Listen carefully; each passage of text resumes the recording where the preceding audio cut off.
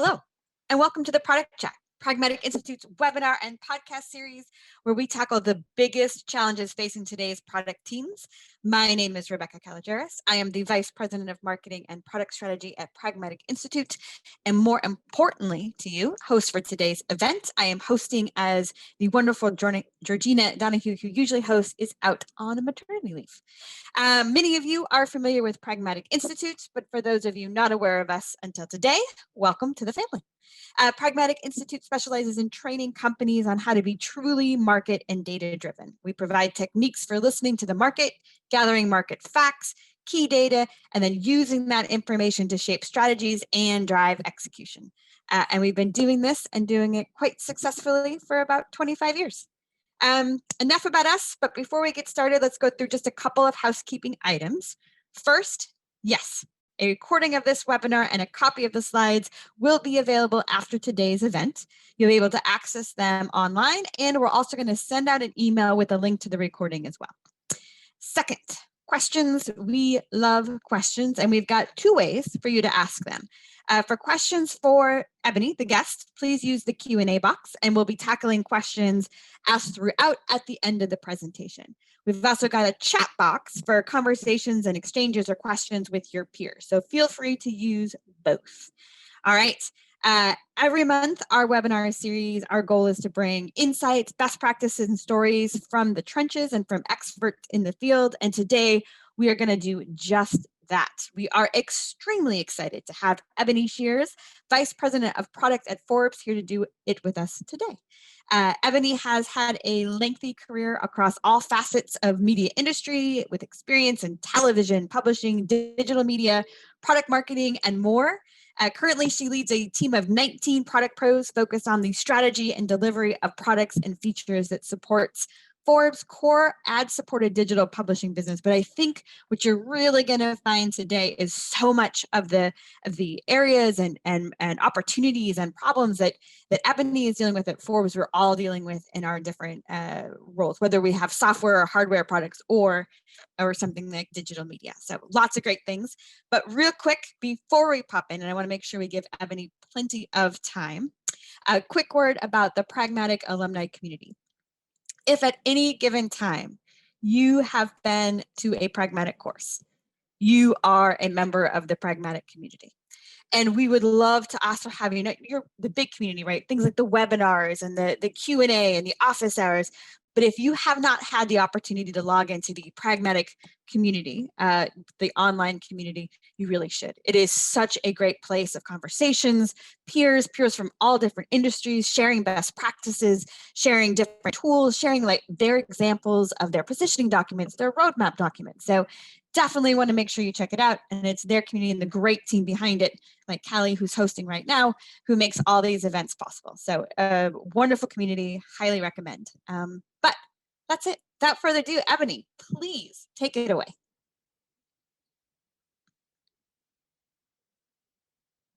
Hello, I was about to have one of those "you're muted" moments.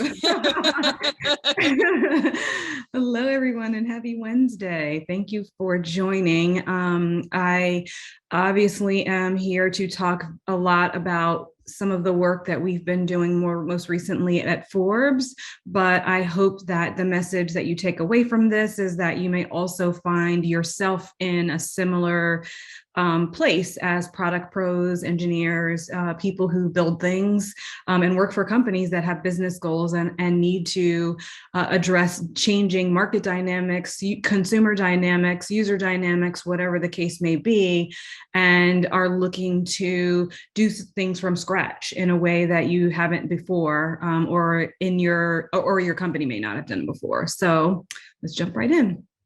This is me. And just so you know, media industry is my domain expertise. A lot of you may have experienced conversations around, your way into product. And a lot of my way into product is domain expertise. I'm not, I have enough technical knowledge. I know our users now, but that wasn't my way in. But I really do understand the media industry because I've been working in it for 20 years. I've been in product at Forbes for just just over 5 years. As Rebecca said, I have a team of 8. I don't know. I might have missed someone when I told you, when I put 18 here, I heard you say 19. There's probably someone on my team that I missed, or we also have some new people joining in the coming weeks. I put in unconventional as my path, as a descriptor for my path to product, is because I don't know that there is a conventional path, right? Everybody kind of comes from product. You hear stories of people who come from product to product from places that you wouldn't necessarily expect. But that being said, I studied finance in college, began my career in financial services, then started working in media and various marketing, PR capacities. I was a television producer. I was a digital strategist and found my way into product after having worked with product people in some of those roles.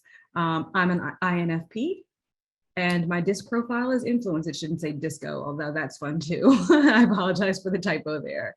For people who pay attention to personality profiles. But let's talk about Forbes for a minute. And I just want to set a little bit of context for the other things that I'm going to talk about. You know, Forbes is a 104-year-old brand. We've been spending that time chronicling success, whether in finance or business and entrepreneurial capitalism. And we're entering a new era because of some of the things that I spoke about before in terms of changing dynamics in our business and our market. Sorry, I just had to move something on my screen. So we're faced with a lot of the challenges that exist for companies across many industries. We are in a legacy industry, you know, publishing media has been around for ages. We are a legacy brand. A lot of people know Forbes. They may not know what Forbes is doing right now today, but you know, you would be hard pressed to find many people who don't recognize who you're referring to if you say the brand, if you say the word Forbes. And legacy product in many ways. I mean, Forbes has actually been admirably at the front of innovation in our industry and very much dedicated and committed to innovation, but our suite of products does support where our business has been. And so one of our challenges is looking to how do we adjust that for where we need to go. And all of that factors into the fact that many across our company will have a legacy mindset that's tied to, you know, the way that things have always been done. And that's something that, you know, a lot of people may find as a familiar refrain in their companies. Well, this is how we've always done it. And, you know, I think it's not a chronic issue at Forbes, but certainly, you know, it can be a challenge in working with some of our stakeholders. But there is opportunity and constant reinvention and a lot of the innovation that I mentioned and further transformation of our business. And so right now, what we're focused on is diversifying our revenue. As a digital publisher, we are primarily dependent on display advertising revenue. And what that is basically the ads that you see on pages on our site. When you land on an article to read an article and there's ads on that page, that's what in digital publishing we call display advertising. Cultivating loyalty, as I'll talk a little bit about, to the point of diversifying revenue, we've also been exploring subscription products, and people don't buy things from you unless they have some degree of loyalty to you. So really thinking about our suite of products and the work that we do through the lens of the ways in which we can cultivate loyalty is a really important piece for us. And growth. Not only growing our core ad-supported business, but looking at these revenue diversification initiatives as a way to grow the company and the brand. So just some big numbers. We currently have about 170 million monthly page views, 90 million average unique monthly users, and the company valuation is of about 630 million. And that is related to the fact that you may have heard Forbes has recently decided to go public by a SPAC. Some of you probably know what that is. I'm not going to go into it. It's not important for the purposes of this discussion, but Google it. And so last November, we launched a metered paywall, which was our first major consumer revenue focus in Forbes magazine. And a metered paywall basically just means you're able to read a certain number of articles before we require you to subscribe. We count how many articles you've read and then ask you to subscribe. We launched a paid newsletter product in 2021, and that's what I'm going to spend a lot of time talking about today. And we have lots more subscription product experimentation in 2021 with some products like what we call Forbes AI Investor and Forbes Digital Assets, which are both geared towards certain segments of the investing community. And so, where we've been looking to diversify revenue, all of these things are areas where we've never been before. And so not only is it a new product, it's a new user profile, it's a new business imperative. There are lots of new ways in which we need to look at our business and our ongoing product development in a way that pushes us in areas that we have never been before. So, So what does any of that mean for us? We're at a major inflection point for our business. There are a lot of expectations, especially with us going public, around growth increasing exponentially. And like I was just mentioning, we have to really think about our audience segments in a slightly different way.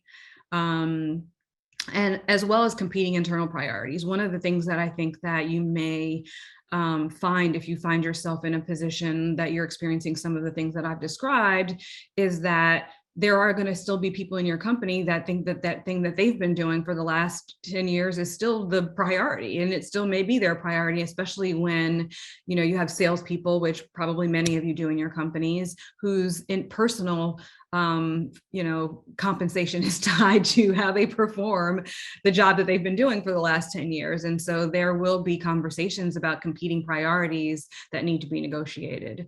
For us, what's been really important too is a shift in thinking from users to customers.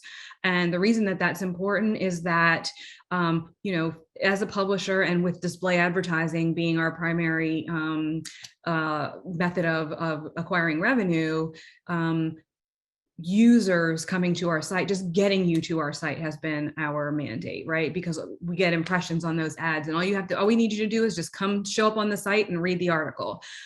For customers, like I was mentioning before, we have to actually convince you to pay us for something, right? And so we need to be thinking about our audience segments in a way that tells us more and more about them, so that we know what offer to make them, what content to put in front of them, a lot of personalization and those kinds of things, but really the ways in which we can cultivate loyalty among these users and convert them into customers. It also means that there's an evolving role of product in the organization and a real opportunity for the transformation of our business to be led by product.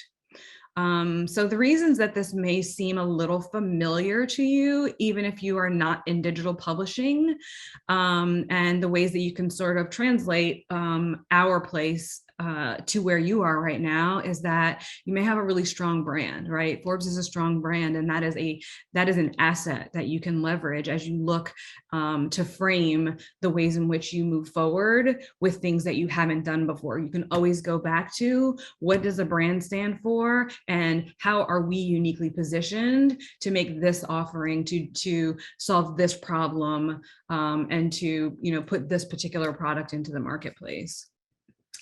Opportunity, right? I think that kind of speaks for itself, but there is a lot of opportunity presented by the newness and a little bit of the unknown, and the mandate to grow the business presents opportunity.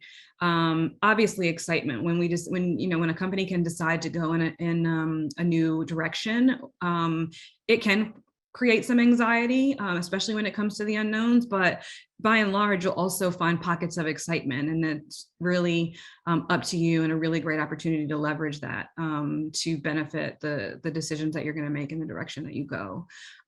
Your technology, even though you're treading new ground, hopefully you've been spending a lot of time with your team, your engineers, your designers, building things that are already pretty good.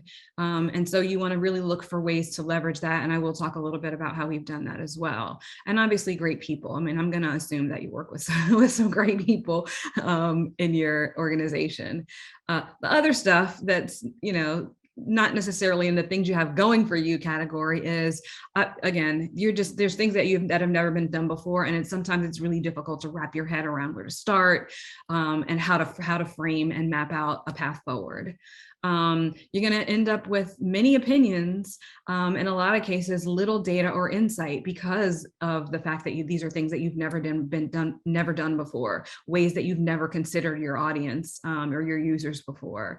And people, especially when we're talking about the internet, people have opinions based on their own experiences on the internet and their own preferences. And it's important to always keep in mind that they are not necessarily your users. And so as much as you, and I will again get to this, but as much as you can start learning quickly and gathering data and insight quickly, the better positioned you are to have a lot of those conversations to rebut people's opinions when it makes sense. Product thinking isn't universal. Everybody in your company or organization doesn't think like a product person. And so there is a lot of bringing people along and really helping them understand, a product person's approach to experimentation and data and, user personas and all of those things. And also your organization and team structure as it exists may not necessarily easily align with where you're going as a company.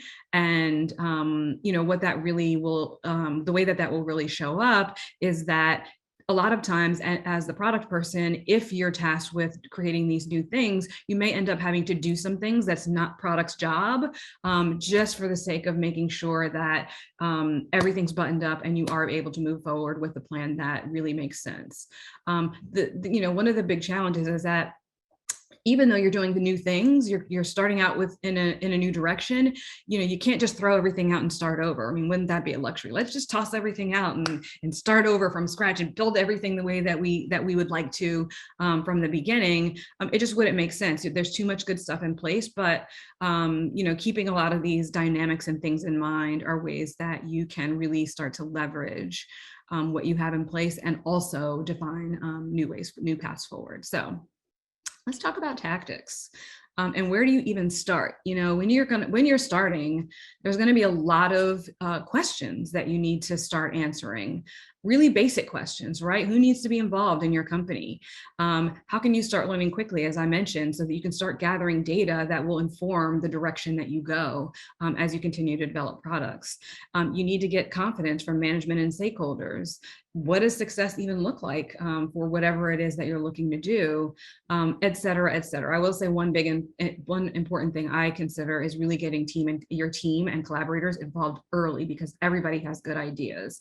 I think one of the challenges of being in a place where you are starting something new, especially as product people, is relying entirely on your own ideas, right? That I think that is the last thing that you want to do, is like go sit in a corner at your desk and toil away and be like, I came up with this great idea and here's what we're going to do, because there's just too much, there's a wealth of knowledge in the people that you've been working with. And so, you should tap into their perspectives as well. And, an approach that we've really leaned into this year is using pilots as a way to validate new products and businesses for Forbes. A pilot is, it can be considered a sort of a fancy MVP, right? Like a pilot is really just saying, let's put something out into the market to test the waters and see if this is something that we can or want to pursue more broadly, and that we can start to learn from. So that we can start answering some of those questions and define the problems that need to be solved. It's really important that you figure out, if you decide to go down the route of implementing a pilot, that you figure out at the very beginning what you need your pilot to tell you, right? What is the purpose of the pilot? Is it a technical proof of concept? Is this to validate an idea with a particular audience? There's all kinds of things that a pilot can do for you. So let me talk to you a little bit about one of the pilots that we launched earlier this year. It's internally, we call it JE newsletters, and JE stands for Journalist Entrepreneurs. And what I'll say is that it began as an idea that was like, hey, that Substack thing, you guys probably know Substack, we can probably do that. We not only have a staffed newsroom, but we have a couple of thousand, what we call contributors, who are people, business people, some writers, and other people who write for Forbes.com. If you come on our site and you'll see the byline, it'll say contributor or senior contributor. Those people are not Forbes employees, but They do write for Forbes.com. And we figured because we have this relationship with all of these writers, and also a platform, again, going back to the brand, the strength of our brand and the strength of our 170 million page views and 90 million visitors a month, we could offer that to our well of contributors as a way for them to monetize audiences that they have established. If they have established trust with certain readers, and we would be presenting them an opportunity to monetize that in the form of paid newsletters in a way that would potentially rival Substack. I mean, I don't know that Substack was the most important model, but we weren't necessarily trying to compete with Substack. I do want to put that out there. But here's where we started. We started literally with just a statement of, what is this supposed to be? And what is the pilot? What is it? You know, the pilot is going to use a small, diverse group of journalists for discovery, and we'll run it for 3 to 6 months. And here's the big idea. You know, a lot of times going into these new areas requires big bets. You can't always do things incrementally. And this for us was one of those really big bets. But the beginning was, let's just write it out. What is this meant to be? Then from there, we went to, okay, what is the pilot actually meant to do with us? And here's what we came up with. We wanted to affirm, I'm going to read this. I'm not going to read many slides, but I am going to read this one. We wanted to affirm the critical business, marketing, editorial, product, and technical elements required for full implementation and scaling of this model. Scale was really important. Establish a value proposition for the journalists who would sign on versus competitive offerings. So, you know, that was not as much consumer focused, but we needed to establish for the writers that this was a legitimate option for them to monetize their audience and share the revenue with Forbes. Define the ways in which Forbes platform and reach can be leveraged to support the product. That goes back to, what technology do we have in place? And what have we built that can support this new business that we were looking to go into? Validate the concept that Forbes readers are willing to pay for quality content from creators they trust. As you'll see in a minute, this actually ended up being a slightly less important one because we really just didn't want to rely that heavily on, like, can we actually, like, you know, in the course of a pilot, make a ton of money on this thing. But we did get some results that were encouraging on this point. Assess how successfully authors can prove out the value proposition for these newsletters, delivering the quality and volume of content worth paying for. So I think a lot of people will think that they can monetize their audience with a newsletter, but then when you have to actually produce a newsletter every week that people are willing to pay for, it may seem like more of a challenge than they initially expected. And so we really needed to validate the fact that these authors would actually be able to build, you know, leverage and continue to grow an audience of paid subscribers. And then determine how a freemium offering can serve as an effective funnel for conversion. One of the really important things, sorry, this thing has a little bit of a delay on it. That's critical to something like a pilot, is that you need to define whether you're trying to validate if this is something you want to do or how you would do it.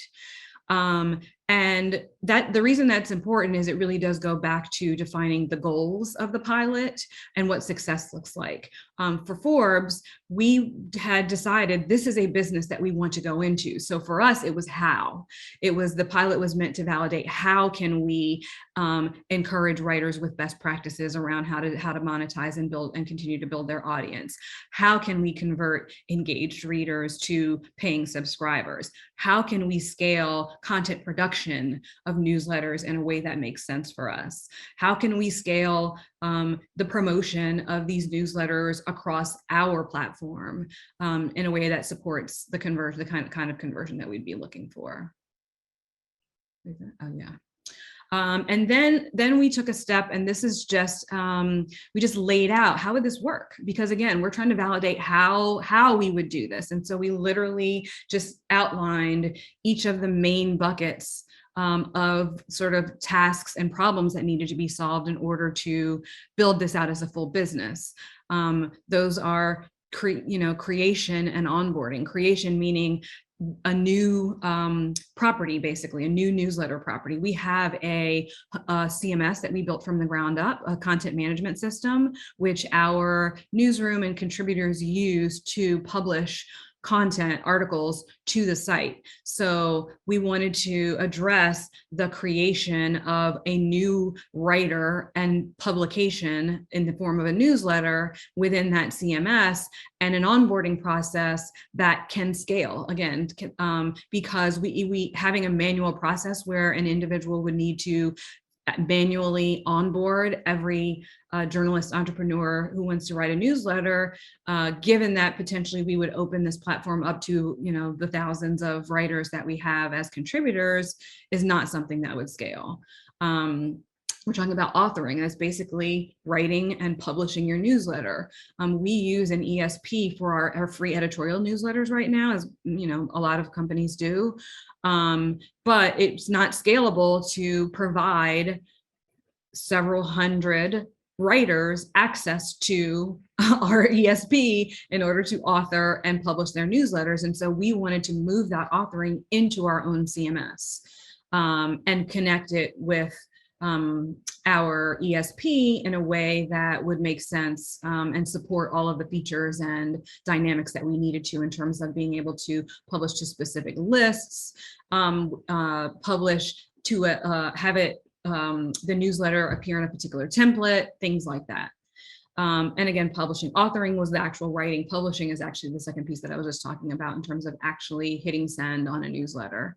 And subscribing, which is more the consumer revenue side of things, which is all of the pieces that are involved in signing someone up to a free trial, understanding when their free trial has expired, encouraging them before the end of their free trial to purchase a subscription, creating landing pages and elements on articles. One of the things I will say that we decided to do with this is that even though these writers are publishing newsletters, we decided that they would also simultaneously publish that same content to our site, so that we could potentially leverage it for, from the standpoint of SEO and get people to those articles. But when you landed on the article, it would be paywalled. So adding those elements to the articles that would constitute the paywall on those articles.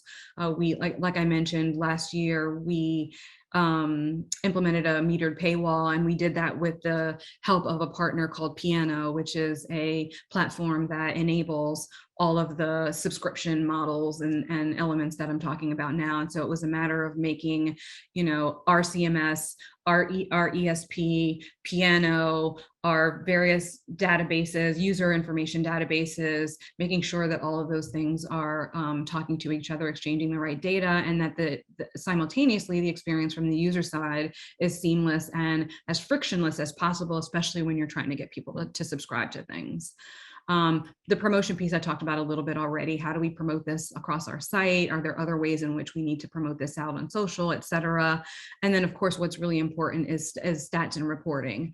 The stats for the purposes of this is really stats that we provide to writers that tells them how their content is performing. It's part of our CMS that currently, or at this point, was only reporting on the stats for the content that the articles that they were publishing to the site. And so we needed to think about what are the key metrics that would make sense for a newsletter writer? How do we incorporate that and report to them, but also what kind of data and reporting is important for us internally to measure the success of this.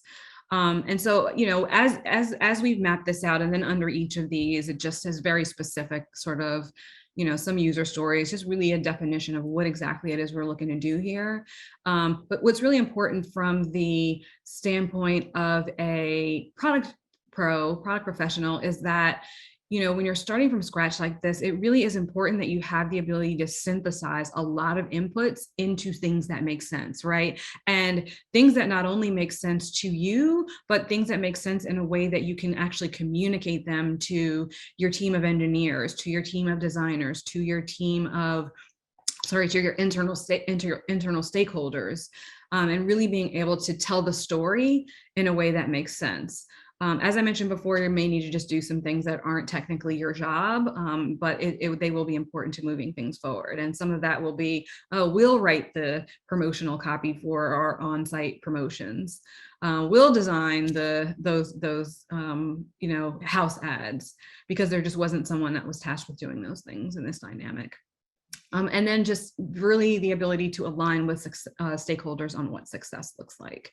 And so what I will say is that what you're looking at here on the screen was the big bet. This, like, if we build out this entire thing as a business, this is everything. But your little subtitle title will tell you, how do you define an MVP of an MVP, right? And what I mean by that is that the pilot is itself considered a bit of an MVP. And so this is not a definition of everything we're looking to build out in the pilot, but we need to take this entire spectrum of problems to be solved and figure out what is the MVP that we need to build in order to validate the things that we have decided need to be validated as part of this pilot. And so what we decided was most important was obviously authoring, getting the authoring of newsletters into our CMS so that it can happen there, as opposed to in our or at our ESP, our email service provider. Getting the decreasing friction and making a lot easier the process of creating a new publication within our CMS, meaning adding a new author or looking at an existing writer and giving them the capability to publish newsletters via the CMS. Obviously, on the front end, the pieces that are core to the ability to actually subscribe, that was MVP, that was table stakes. Having email templates that support this particular product. I mean, it's a pretty simple thing, but it had to be part of the MVP. This needed to look like a new product, and not like, a lot of our editorial newsletters or something else that we may push out via email. Figuring out what the pipes are, what pipes we needed to build out for promotion on site. That's everything from, we have like inline email opt-ins. Like if you're on an article page, you'll on inline in that article, you'll get a prompt that says, hey, well, you might want to sign up to this email. We also have experimented with, what a lot of people find annoying, but they're effective, which is why you see them everywhere, which is pop-ups on the site encouraging you to sign up to these emails. And related to that, we did find that a very important piece of promotion and segmentation and subscription was our ability to really segment these audiences based on and make offers to them based on things that we know about them. So if we know as a Forbes.com visitor that you have read this kind of content, or that you have an affinity for these particular topics, or you already subscribe to this other product, or you follow these particular authors, which is a feature that's on our site. You're able to follow authors based on all of these kinds of things, where you came from, right? What the referral source was. Did you come from search? Did you come from social? Did you come from an email?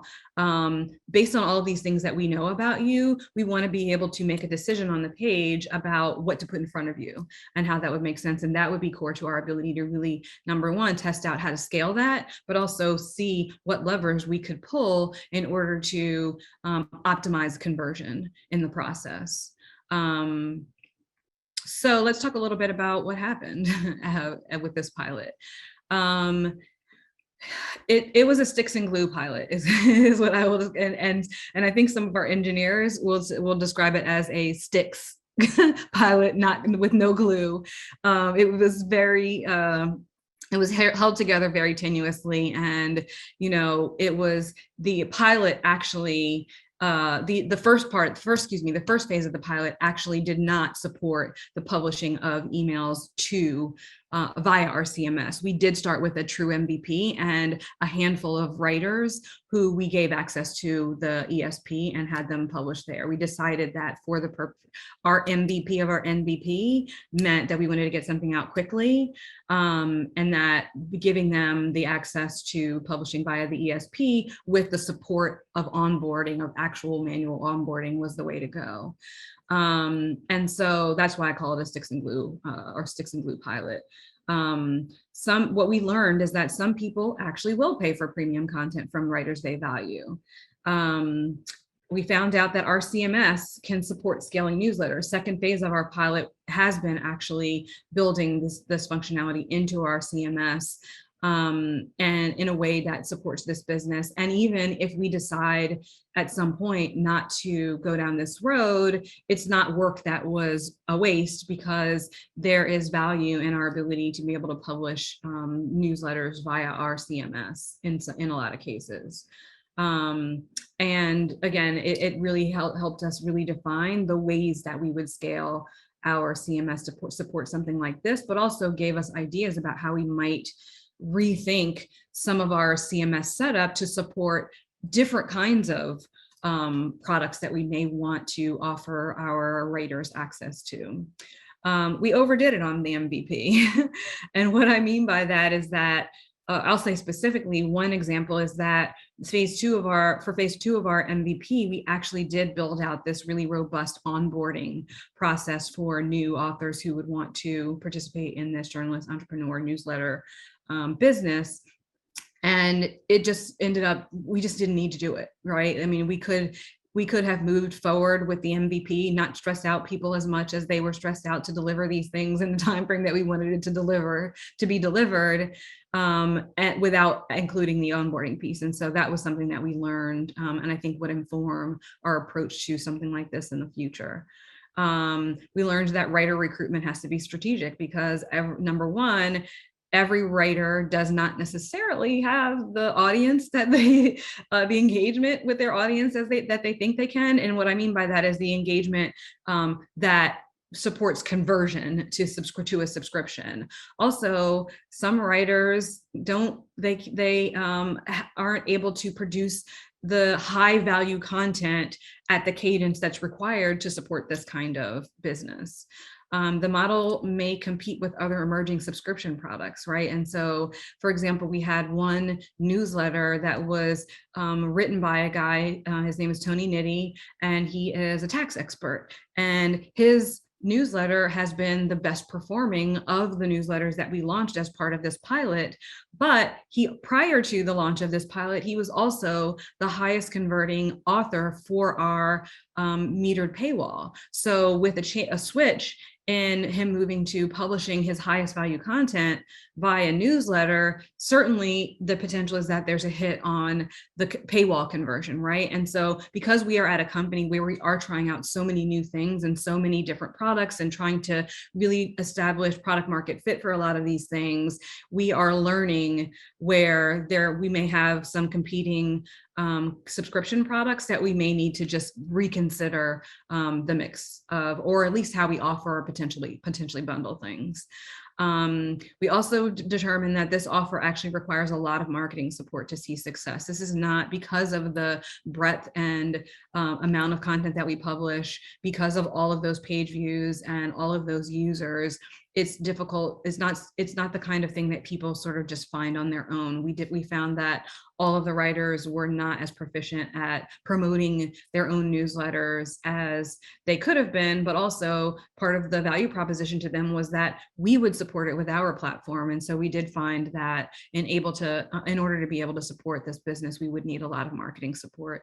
And also the writers need a lot of support around best practices, right? A lot of them haven't done this before. And so we did definitely find that we needed to really, that just setting them up and telling them go was not the approach that we would be most valuable to us in terms of scaling this. I think within all of this, when you're approaching, these brand new things and it feels like the Wild West, right? And it's important to remember, though, that even though you might be swimming in the waters of the unknown, core product principles still apply, and can also provide structure where there might otherwise be none. So things like focusing on your users and your user personas and how you're segmenting your audience, really being able to define what the thing is, who it's for, the thing that you're building, who it's for, alignment with business value and the goals of the business, right? Like that is a core product principle that we are looking to solve user problems or address user needs in a way that delivers value to our business. Collaboration, I think it goes without saying, and I think I underscored this a lot in the beginning in terms of really getting your team involved, but also collaborating with stakeholders on defining the parameters of a pilot and being able to really be clear about what you're building and what success looks like. Experimentation is really important, being able to develop hypotheses and find ways to validate your hypotheses along the way. Continue to be important. And obviously prioritization, things like considering, do we really need this onboarding? Is the onboarding piece really key to this MVP? And being able to prioritize the pieces that really make sense. A little bit more on how this performed. We launched for our pilot initially six premium newsletters, and we've onboarded those authors in phase 2 of the pilot onto our enhanced publishing platform, our CMS, where they can actually publish their newsletters there. Our focus now is on optimizing the pages that support this product. The landing pages, our articles, and figuring and testing and more experimentation around actual subscriber conversion while we figure out the best way to make sure that we have the right content in these premium newsletters. And we'll continue to evaluate performance to determine how to deliver value with this product in the contents of our overall subscription strategy, like I was saying before, where we are seeing areas where there's overlap and potentially competing products. But we have about 1,000 paying subscribers to these newsletters so far, which represents about 1.3% of the total audience. And the audience I mean is that people who are subscribed in some way to these premium newsletters. We have about 72,000 free subscribers, and that means something a little bit different depending on which newsletter it is. It could be you've signed up to 3 weeks worth of free newsletters before we would require you to subscribe. Some authors have chosen to publish free newsletters consistently to an audience and look for opportunities to convert them along the way, but that they would always get free newsletters. And so again, that would include the 72,000. All of those would include the 72,000 free subscribers, but we have gotten in about 1,000 paying subs as well, which is encouraging for something like this. We have an open rate of more than 40% on these newsletters, and an average churn of under 6%. And the reason that these are important have to do with retention and being able to rely on the fact that people will continue to renew their subscription because they're finding value in the content that they're paying for and the authors that they trust.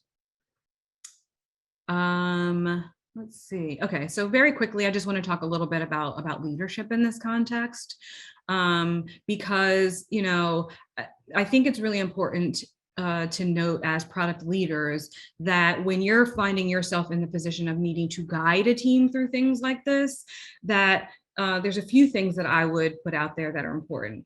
Recognizing who on your team can lead this. Everyone, there may be people on your team who are really amazing product managers in the context of what you've been doing. I will say my experience when it comes to this and some of the other things that we have been doing from scratch is that everyone is not equipped to spin something up from scratch and really, as I was saying before, synthesize a lot of inputs, be able to tell the story, be able to get people involved.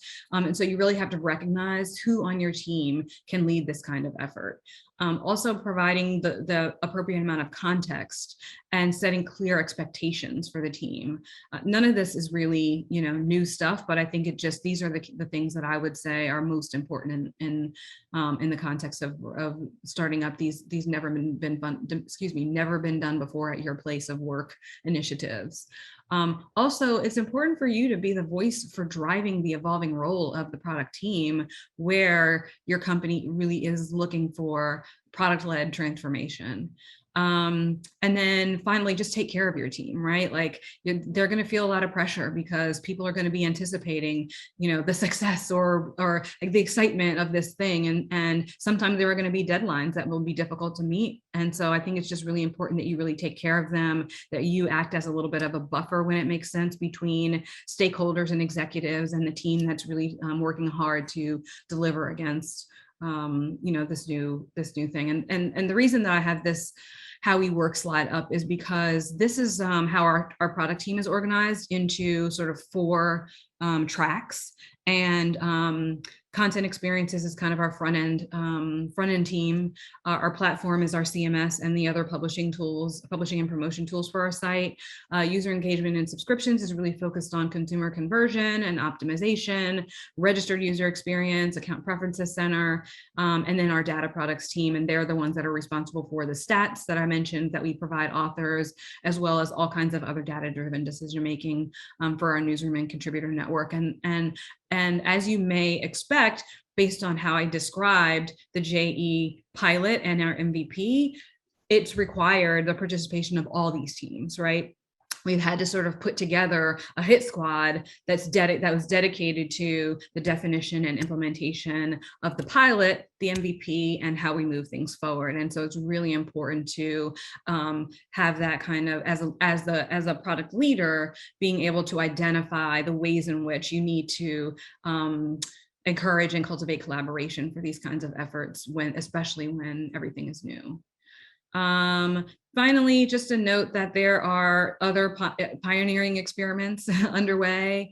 Again, sometimes it requires big bets, and sometimes it's redefinition of what best practices look like within your organization. But we're going to continue to look at ways that our paywall makes sense for our business, especially in the context of what I was saying before about competing subscription products.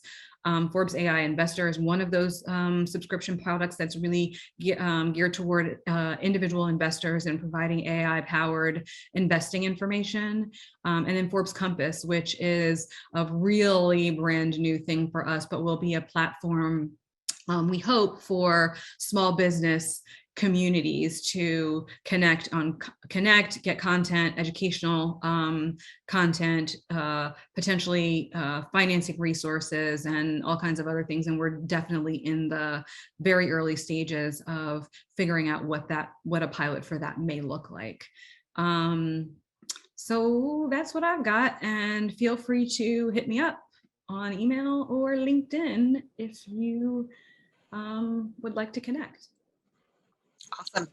All right, Ebony, we have a ton of really good questions that came in, which is always my favorite part. I think one of my favorite parts of your story too is just how relatable it is, right? I mean, I know that there's probably not a huge portion of the audience who works in the same type of organization, but when you talk about the challenges of, product isn't understood everywhere, and we've got to be able to pilot, and we're sort of changing who the focus is from customer users and freemium and scale. Like, those are things we all deal with all the time. So real quick, before we pop into the questions, we do have a quick survey. I think it's like a 1-minute survey, just not even 1 minute. But if you can just answer these questions, and then I will pull up the questions and we'll start to get excited.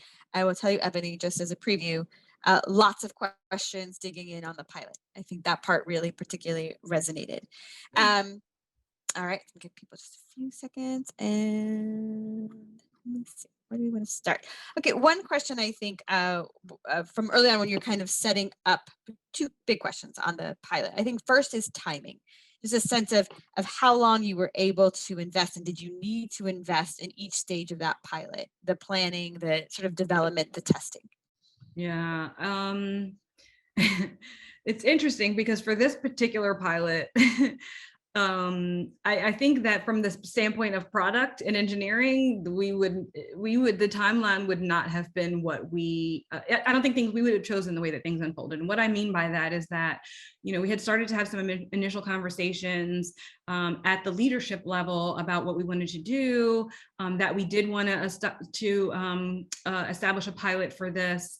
And we started to go down that road. And then as we were beginning to go down that road, one of our executives did an interview and put a date in the ground unbeknownst to anybody. We kind of like found out at the same time that so it wasn't ideal. And so it plays into what I was talking about before in terms of some of the pressure that the team will feel around delivering against expectations. And so it was not ideal. And we did find ourselves in a position where we were scrambling a little bit because there was a lot of definition that just hadn't taken place yet. And all of a sudden there's this date, and the date wasn't that far off, by the way. And also there was a lot of work that we were already doing that had nothing to do with that, right? And so, what I would say was that we tried to focus very heavily on really just defining what it is and what the elements were that were critical to our being able to validate how we would support this business. Again, our exercise was not in whether the pilot would validate if we wanted to go into this business. We were told, this is a business we want to go into. How would we do it?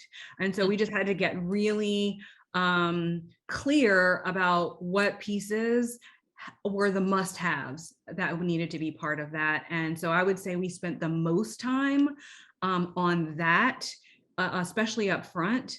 And that diagram that I showed that had the different buckets of that we needed to, because that was like, it was kind of like, hey, we want to be in this business. Can y'all go figure out what that looks like? And it was like, sure. But no one had undergone that exercise. Like, how would this work? And so what is this business for us? And so that ended up being one of those, like, product is going to have to do something that no one else is doing. It's not typically our job to do this, but if we want this to move forward, we're going to have to take the lead on that. And then beyond that, it was really the people across, the product owners across our 4 teams really working together to make sure the pieces fit. We couldn't do something in our CMS that our front end wasn't prepared to handle. We couldn't do something in the process of newsletter creation in our CMS that our ESP couldn't handle. And so that was sort of the second area where most of the time, obviously there was a lot of actual development, right? But we had to really spend most of our time on the definition, what does success look like? What is critical to this pilot? And then subsequently to the MVP, given that we were on a particular timeline. I hope that's helpful. Yeah, and along that line, so then when you talked a little bit about, if a pilot fails, in that situation, then is it the pilot fails if it doesn't give you the answers you want, or it gives you answers you don't like? Yeah, I think it could be either, right? And so I think you have to define, to the point where I was saying before, if or how are your questions. You also have to decide, are we okay with a failed pilot? And that's part of that question. And it could be either of those things. And what I mean by that is that the failed pilot could tell you, we shouldn't be in this business because we can't, convert enough users to subscribers to make this make sense for us. We can't recruit the right kind of authors to support the content that needs to be created for this. We don't have a defined way of leveraging our platform for promotion and other things. Those things could mean the pilot failed, meaning that could also be looked at as success, depending, if you're trying to validate, right. If you're trying to go on that business, that could be a successful pilot, right? But also, I would definitely say that a pilot that does not tell you what you wanted to know, I would call that a bit of a failed pilot, because in that case, I would think that you were either not very good at defining what success looks like, or your pilot did not align with what you were trying to validate, right? Like if your pilot doesn't answer the questions that you needed answered, you might need to take a couple of steps back to decide whether the pilot that you've outlined and designed actually was meant to validate the things that you were looking to validate. Excellent. Also, so as you defined the metrics and what success looks like and what a failure would look like, were the stakeholders in that process, or was there a communication out to them after? How were they sort of brought along?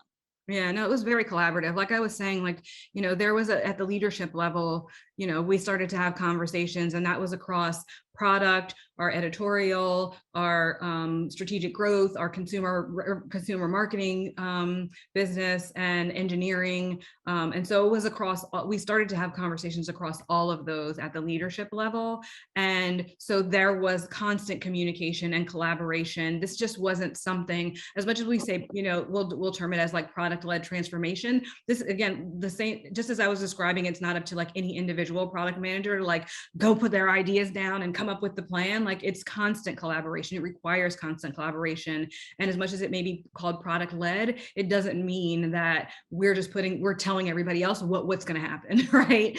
Because the other people that we're working with, like, some of these are their business goals, right? They have goals around the growth of our business. They have goals around what kind of revenue these things are going to drive. They have goals around how many authors we're going to recruit for these kinds of things. And so it's imperative that it be collaborative.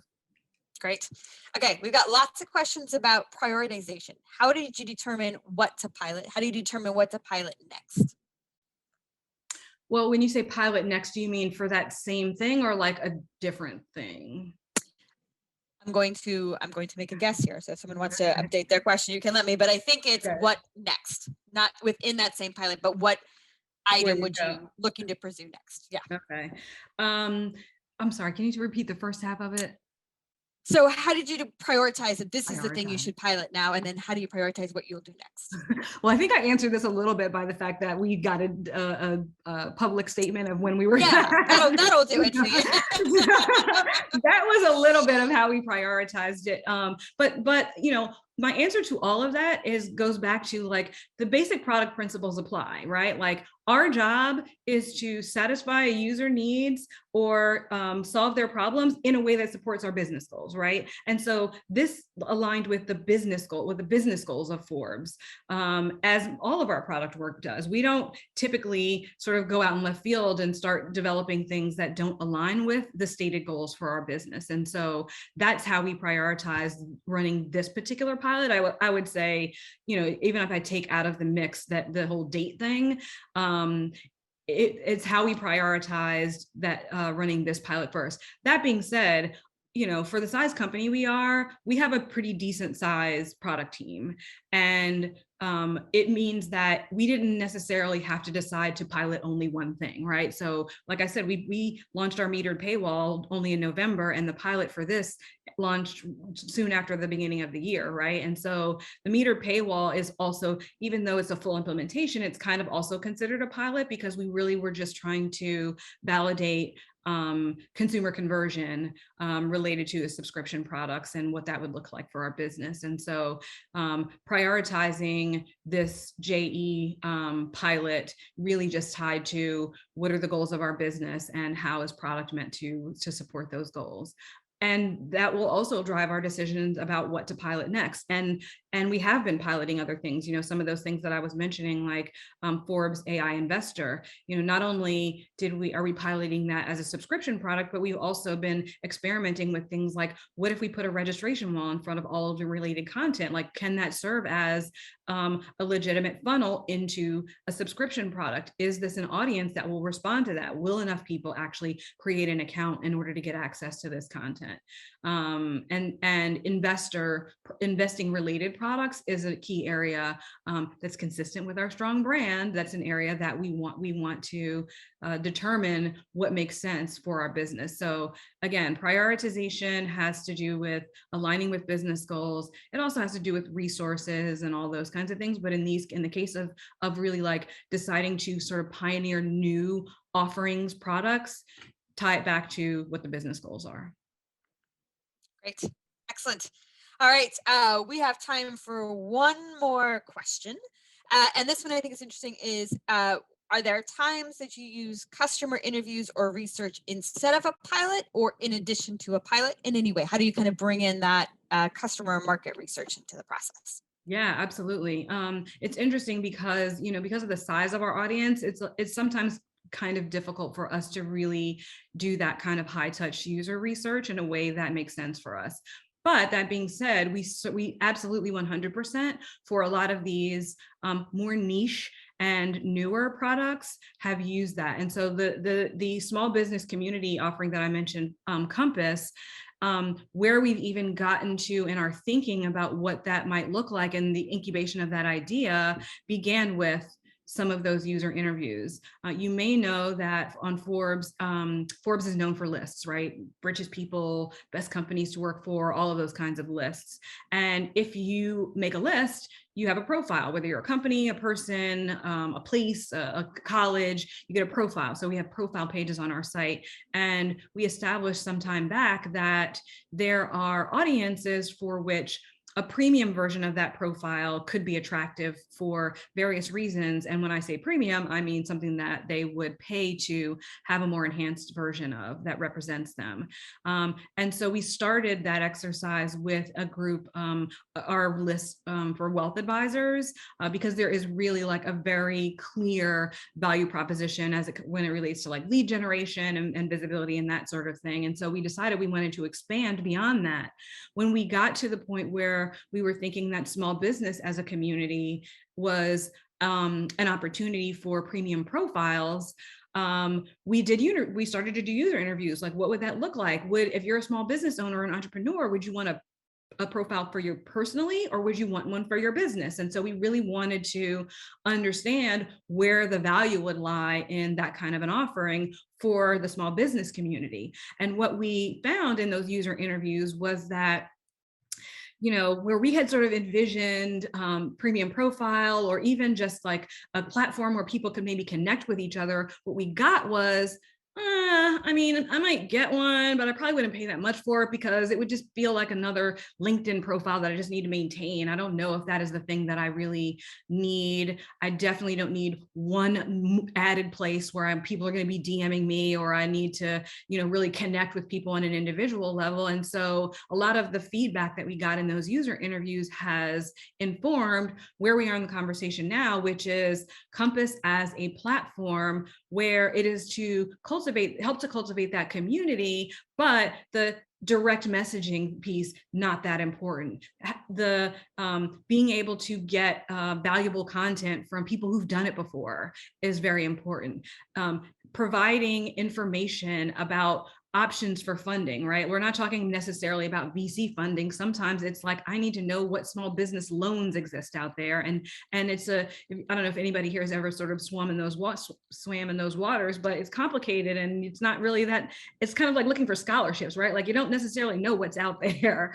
And so a lot of that feedback, again, has informed where we are in terms of incubating that idea, and that will inform where we go with a pilot. We have actually started to spec out a mini pilot, which would be a series of 5 sort of educational events, like something like this, right? With some luminaries that can speak to very specific things about scaling up your business. If you're an entrepreneur, a small business owner, how do you scale up? And each one of them would take a different topic, and that offering will help us validate if this is something of value to this particular user profile, and we can build from there. But it's like a mini pilot, and also, will they pay for it? Is it valuable enough for them to pay for it? So that's just one example of how those user interviews have really, really shifted the direction that we were going in when we thought all we wanted to do was create a premium profile. Awesome. Ebony, this was a delightful conversation. Thank you so much for joining us. Thank you. I'm so glad. My pleasure. All right, everybody, thank you for joining us. Next product chat will take place Tuesday, October 26th with Lindsay Hunt, Director of Product at TaskRabbit, formerly of VRBO and Expedia. We'd love to have you. Have a great rest of the week, and we look forward to seeing the great products you all build. Thank you.